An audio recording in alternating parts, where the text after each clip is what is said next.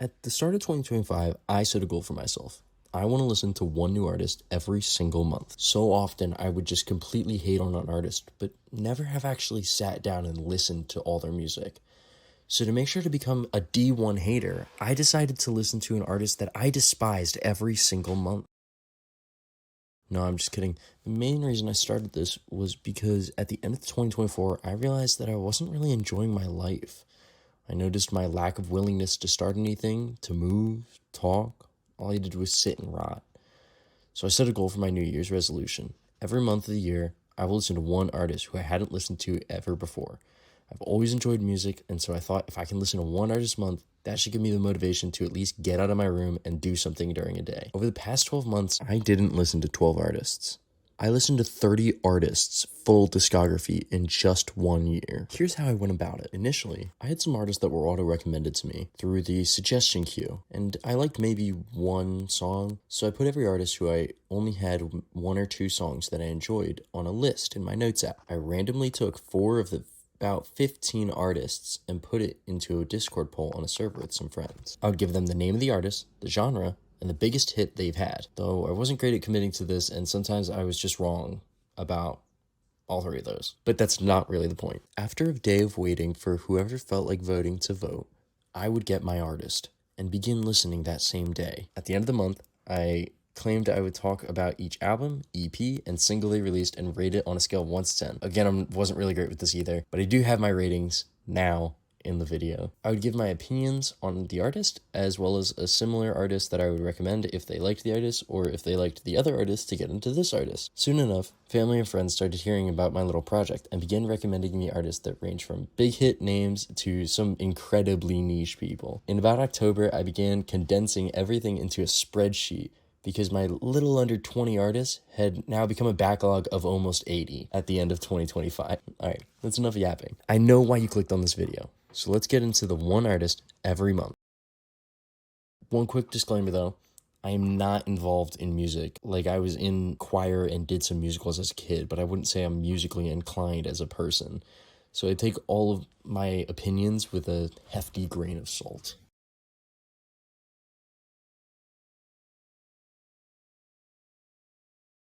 As I said, I began with 4 randomly selected artists and put them all into a pool. This month was Bauhaus, mxmtoon, Topline Addicts, and Autoheart. Their genres being goth rock, indie bedroom pop, and indie pop, respectively. You may notice I wrote girl pop initially for mxmtoon. Now, almost a year later, I have no idea what I was referring to. After a day, Autoheart was chosen, with their big song at the time being Stalker's Tango 2023 Remaster, contrary to what I had actually wrote. To start off the year, I wasn't too sure how to go about this, so in turn, I didn't do many notes.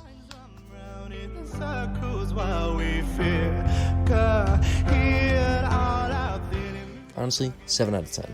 I got it, but it wasn't bad, it just felt very generic and plain. But I think my biggest gripe is a lot of the time with Autoheart, the stagnant sound wasn't something I was very much into. It had a fun and nice instruments, especially piano in Hungover in the City of Dust, and good vocals, but the vocals just didn't really catch my interest.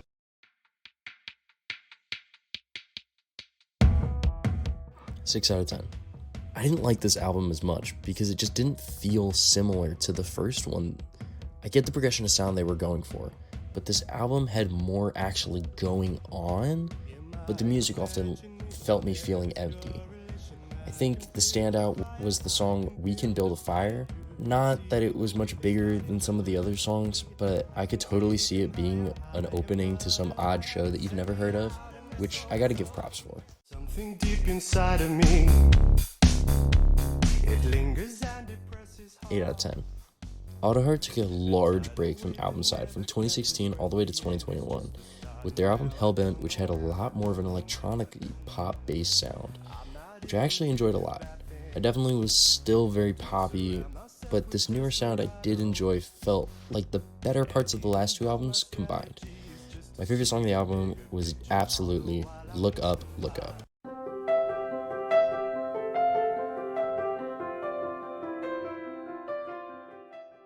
Eight out of 10. At the end of the day, it was Punch, I definitely enjoyed the improved sound, and I liked a few of the new songs. There isn't that much to say. Still a fan of Hungover in the City of Dust, but new songs wise, I Killed Love It was more chaotic and upbeat, which was definitely a fun mix-up. 5 out of 10. Some were fun twists. At the end of the day, it was very clear why this was demos. There's no standout track to me. All of these just felt very bland. Not bad, just bland. 8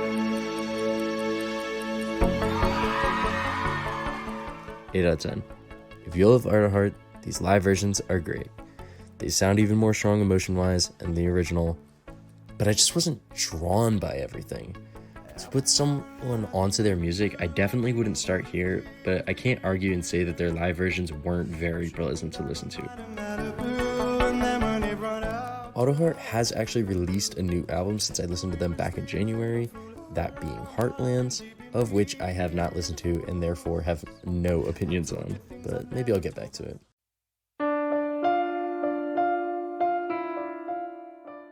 I'm going to put everything together in one section due to there being less music in each thing. However, that isn't to say there were less than the music on the album. Ironically, as much as I say that I think Autoheart is only improved from the start of, my favorite song is Small Town Boy on the Control single. I liked the harmonization a lot, and I really enjoyed the more melodramatic sound of it all. Overall opinions, initially I gave Autoheart an 8 out of 10. If you do the statistics correctly, it's technically a 7 out of 10, but I think an 8 is still fair. So with an 8 out of 10, did I like Autoheart? Not really. But that's not because they're bad. I think they're incredibly talented, and I totally understand why someone can be a huge fan of them. However, I just couldn't really get into it. If you like Will Wood or Lemon Demon and were hoping for those kinds of sounds, but more dramatic and charismatic, I guess, I highly recommend Autoheart, and same goes the other way around. If you want something more absurd and upbeat, look at those two. There's nothing wrong with us. 'Cause I'm too messy. In late January, there was this song trending on a lot of platforms called Messy, and I was very interested in it.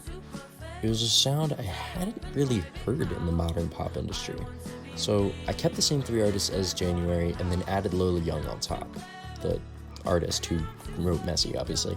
I thought, sure, it may not be this month, but it wouldn't be against hearing her progression, you know? With 1 vote, thanks to my GOAT, Mega Boy Lou, shout out to the king, Lola Young won this month's poll.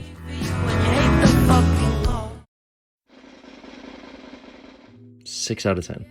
Intro to Me had a soul jazz sound to it, but a lot of the songs are kind of nothing. I initially gave this album an 8 in my original reviews, but upon a re-listen, I just know she can do so much better, and it puts this album really low for me. I enjoy the sound, but the music is simple. If this was on the radio, I wouldn't be surprised, but not really the radio hit that I would assume. I definitely would enjoy it and recommend it if you like passion songs that are calm. The only artists who instantly would come to my mind are one who I will mention later and like a jazzy version of Billie Eilish or a poppy version of the Cardigans. It's a hard sound to exactly pinpoint. All this to say, I enjoyed the album, definitely not her better work though. My favorite song has to be The Man, really was more of that sound I hadn't heard before. Blind Love is a close second, however. But I am too bad. My mind wanders and sometimes leaves completely. 9 out of 10. This album is interesting because it sounds like it could be her big break. She has some songs with sound similar to The Man, but her sound is like Blind Love. That more somber sound is what the majority of the album is, and I just loved it.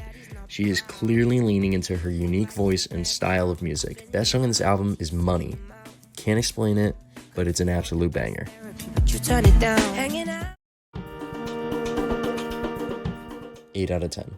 This album did everything right, and Messy's hitting the charts. Of all the songs, is not what I expected, but I think it's just how much it meant to people at the time. Messy was a self-reflection and how she's done, and I fuck with that heavy. However, in my opinion, Good Books is the best song, and it's not really close. This song is so much more upbeat, while still having that emotion that makes Lola Young work. My biggest gripe about this album is how short it is, and some of the songs are lacking. So with an album length of only 40 minutes, it really becomes more noticeable.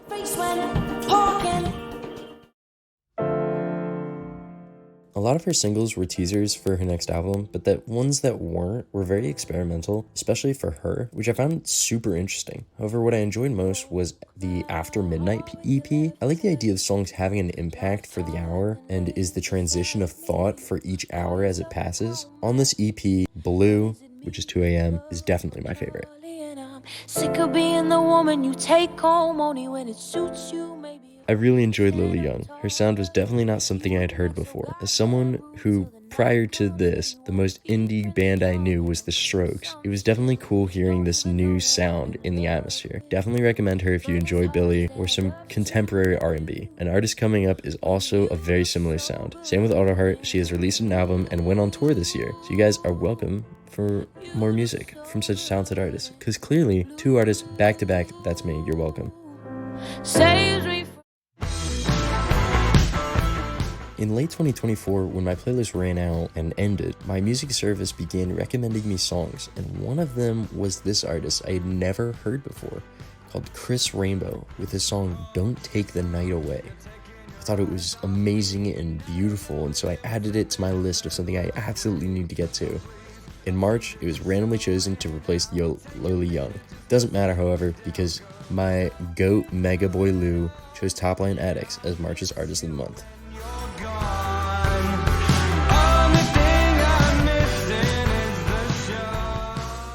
Right, so when I listed these artists, I kind of assumed everyone was like this big established artist with a ton of albums and singles and so much to talk about, and not, what Topline Addicts was.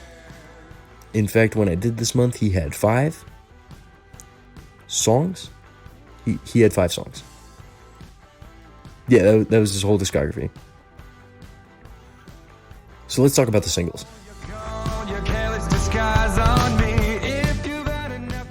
Bay Arthur, 10 out of 10. I swear I am not shitting your dick right now. I am so serious. This song is so much fun. It's got a lot more guitar on it than some of his other songs, but the overall sound is just so perfectly done. I feel almost entranced by how awesome this song is. Also, he mentions the Golden Girls, and I can never disrespect those icons. If you fuck with Will Wood and Jack Stauber, this is the song to really prove it. At least to me.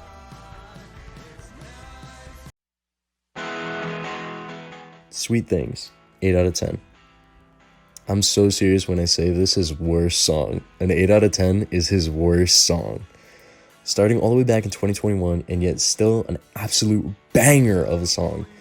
To me though, it felt like it was trying to be a radio hit or like some bar song that you hear. Definitely keeps the alt indie pop vibe that he already had. This song is about these false images of this girl he has. Like, she's so kind and perfect, but it never happened. And I think that's such an interesting idea to explore. But I just really think he was going for that radio hit.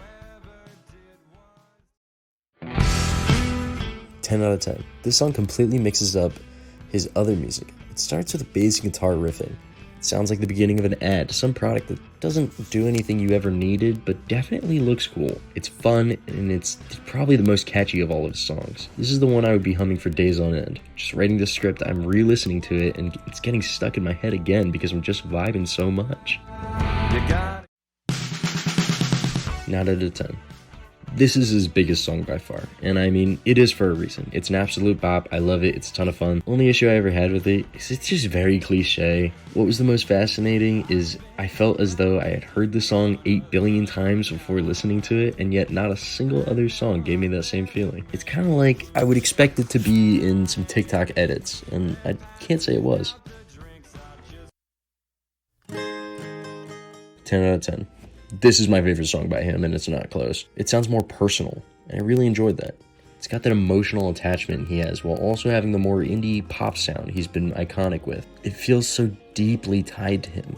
Like Topline himself is just waiting on this mythical Loretta to appear and help him, but he knows it may just never come. Almost like a modern Waiting for Godot. Maybe I'm exaggerating just a little bit, but I think you get the point.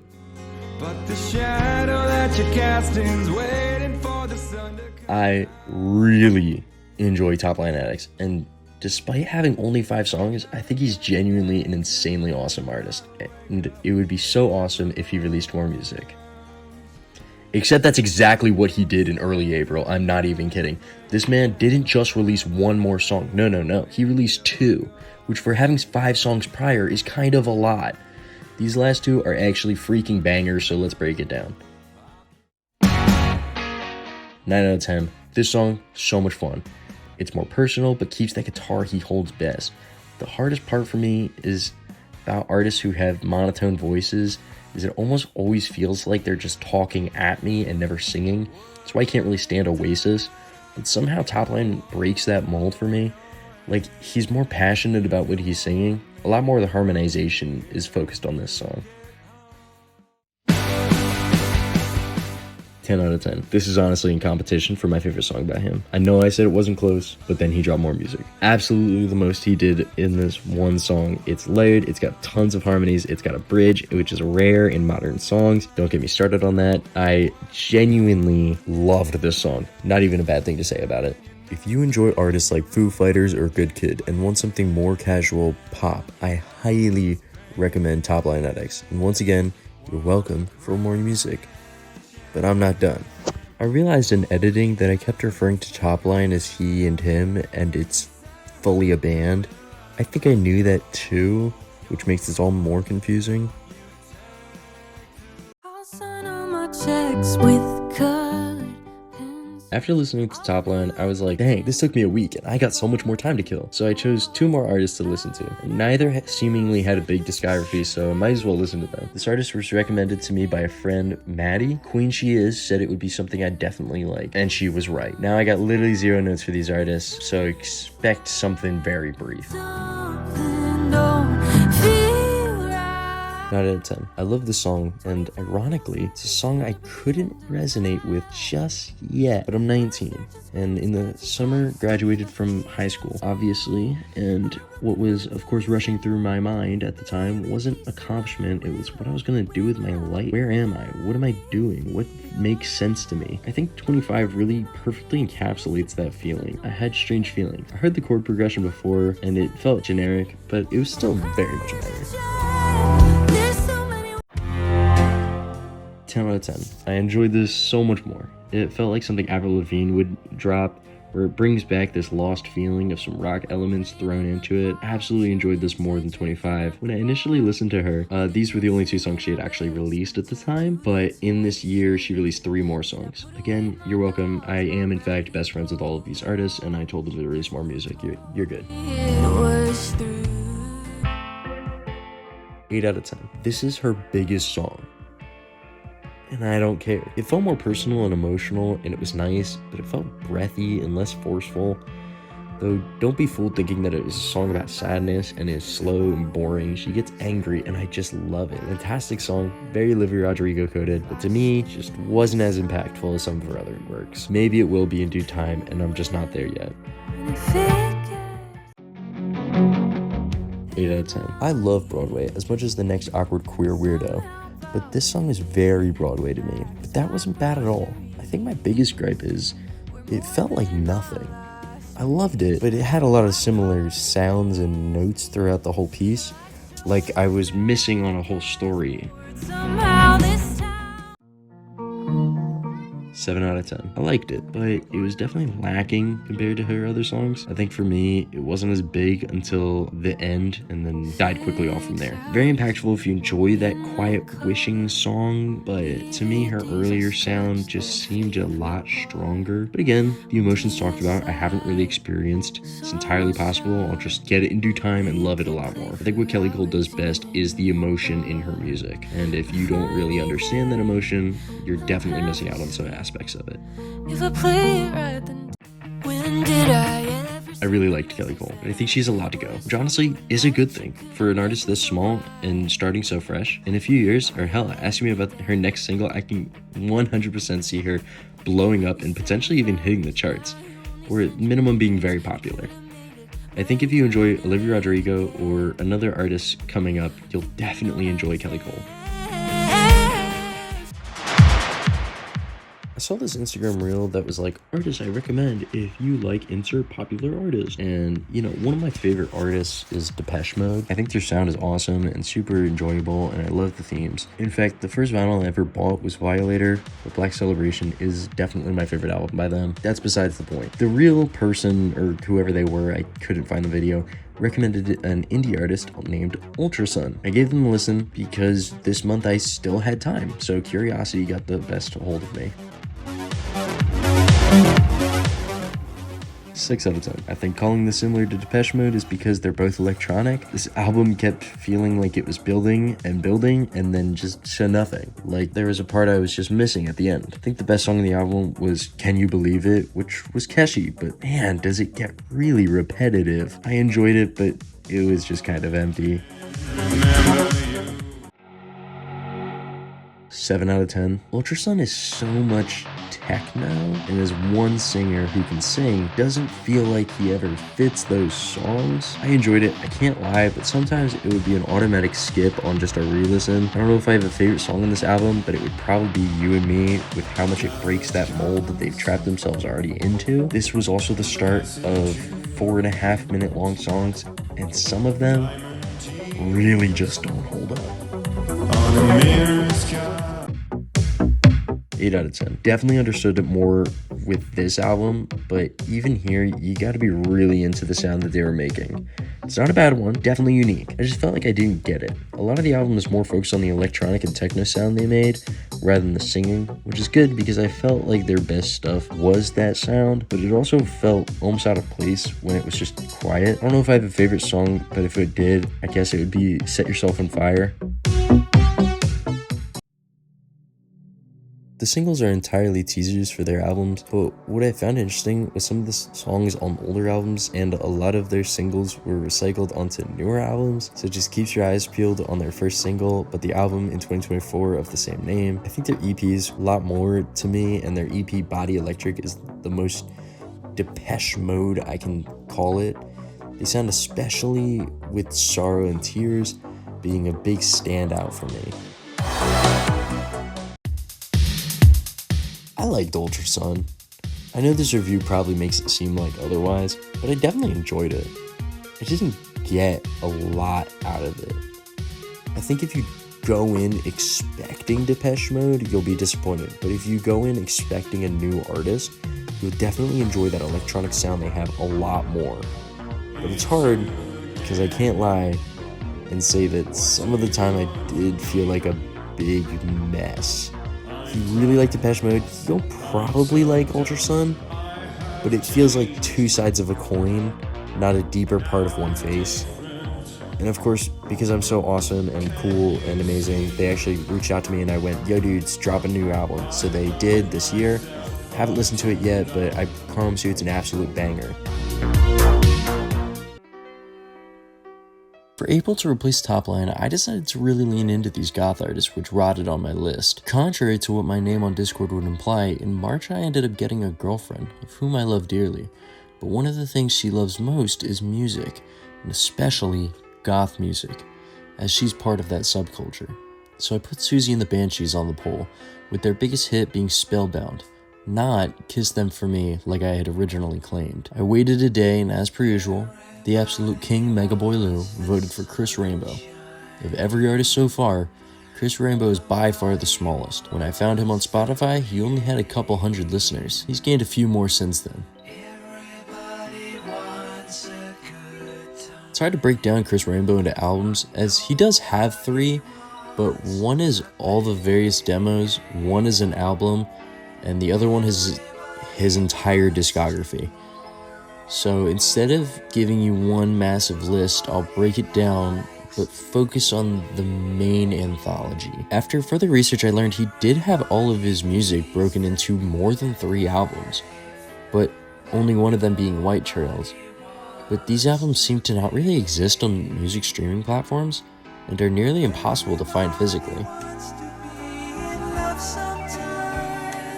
10 out of 10. This album is actually peak, and some of my favorite songs are on just this one album, so I have to give him absolute props there. His sound was so different to me, and felt so original, like he put time and passion into every single song he wrote. Every song was about someone clearly on his mind. So much synth and a clean drum in the background, all with layered vocals, and he did this shit back in the 70s. White Trails is a perfect introduction to him, and the best song in this album has gotta be In Love With Love. I think it's just a perfect representation of him, especially with the titular line, "Everybody wants to be in love with love," describing how everybody wants that feeling of love, but not everyone does in the moment. Even being 7 minutes long, it has never felt like I was missing something, and a truly beautiful piece. 9 out of 10. This song is all demos and backing vocals. I liked listening to see how some of the songs had came about, but more often than not, there wasn't anything that really stood out to me. These tunes are a lot more melancholic and casual without a lot of production or effort put behind them just yet. I feel like I'm safe listening to some of these demos. It's so casual, like listening to live music at a bar. The backing tracks are also nice to hear, just how impactful his own voice was. I think my favorite demo is You and I, really beautiful piece.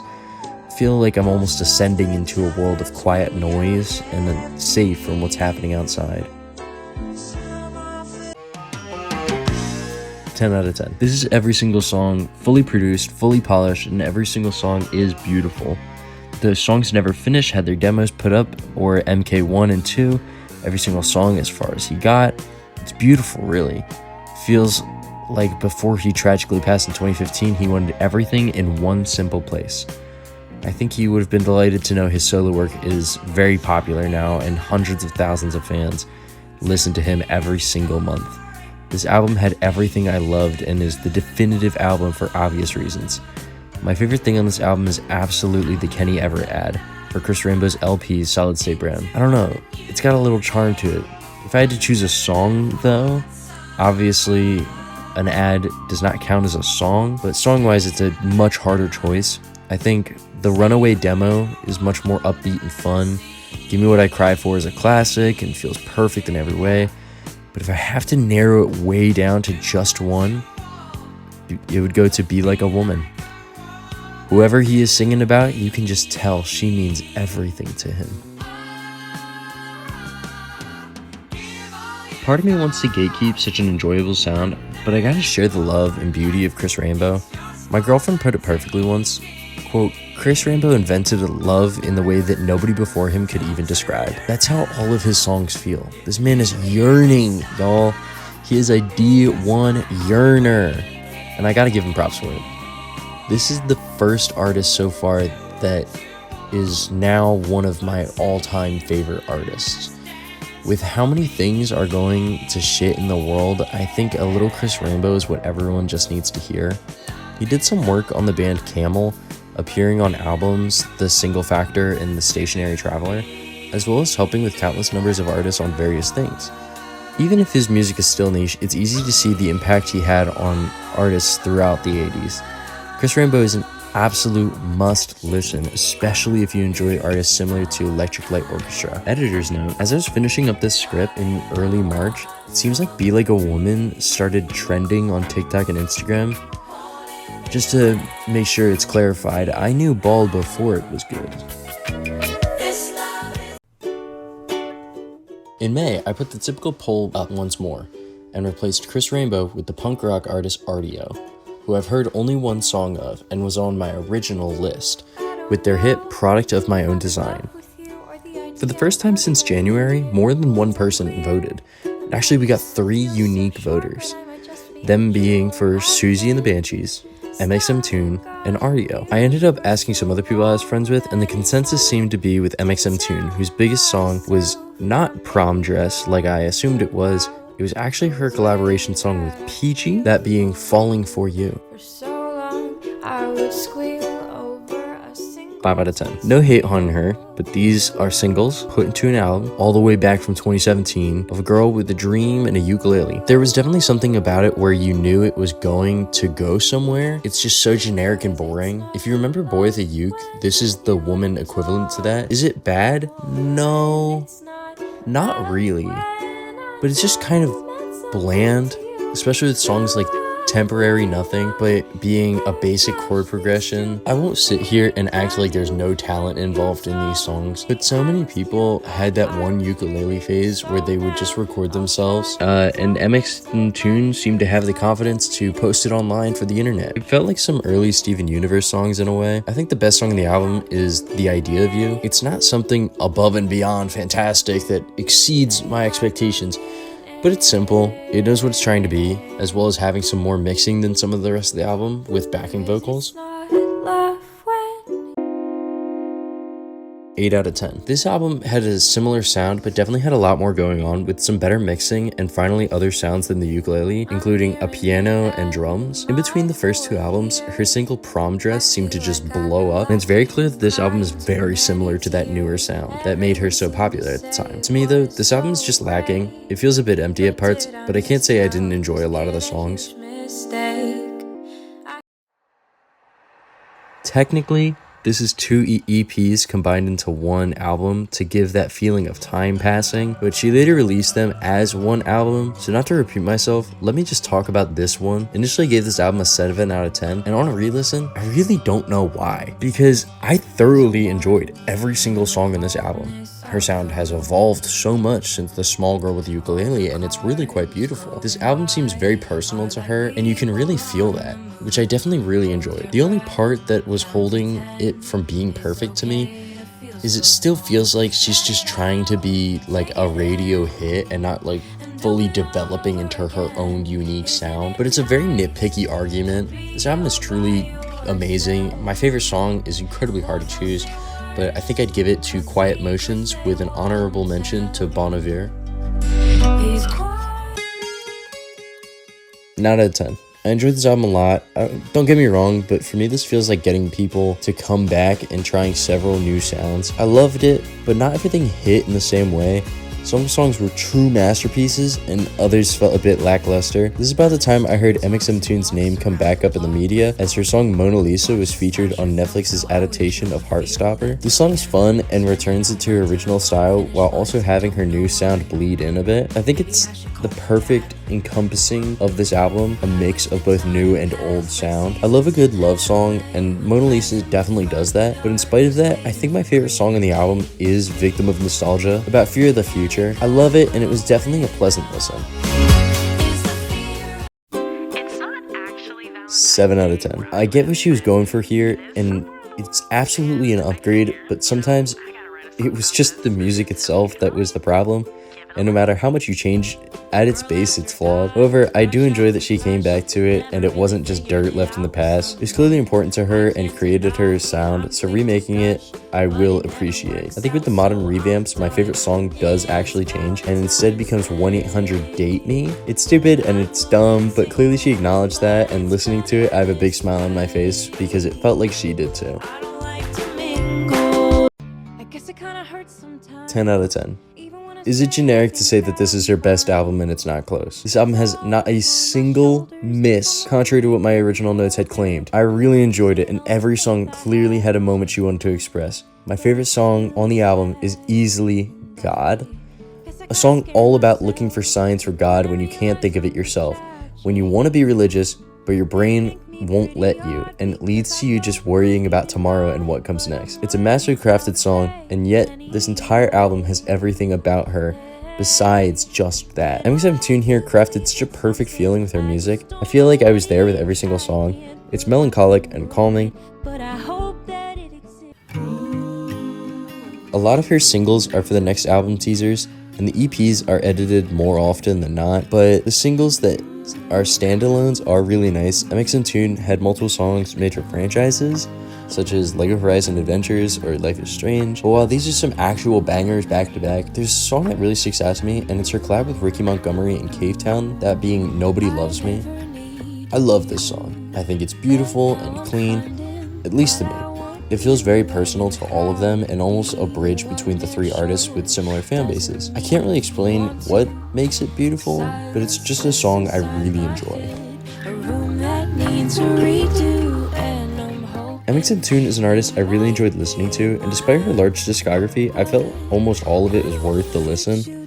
I I really love mxmtoon's whole vibe and her growth into her sound, especially since Prom Dress was her big hit. Every song I put on feels like I'm being put into this cozy atmosphere, a world of soothing and calm. Every song feels very personal to her in some way, and you can absolutely connect to her. Her music has rapidly grown, but I had to find notes so I didn't sound like I was just endlessly glazing one person. But truly, I love listening to her. She feels like such a real person and not this very big musical celebrity. After listening to her, I popped in her streams a few times on Twitch and just watched her, and it was a ton of fun. I highly recommend mxmtoon if you enjoy softer sounds of pop and more relaxed feelings. Artist-wise, I mean, she had a collab with them, but Ricky Montgomery and Cave Town, especially Ricky and his later music, fit her sound very well, and if you like either of them, you'll like her.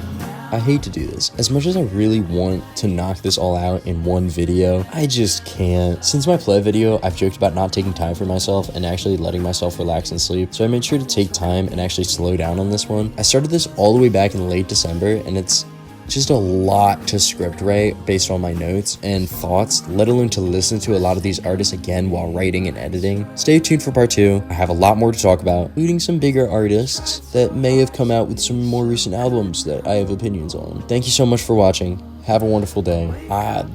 Part 2 will be out significantly faster than part 1 was. That's cold and empty.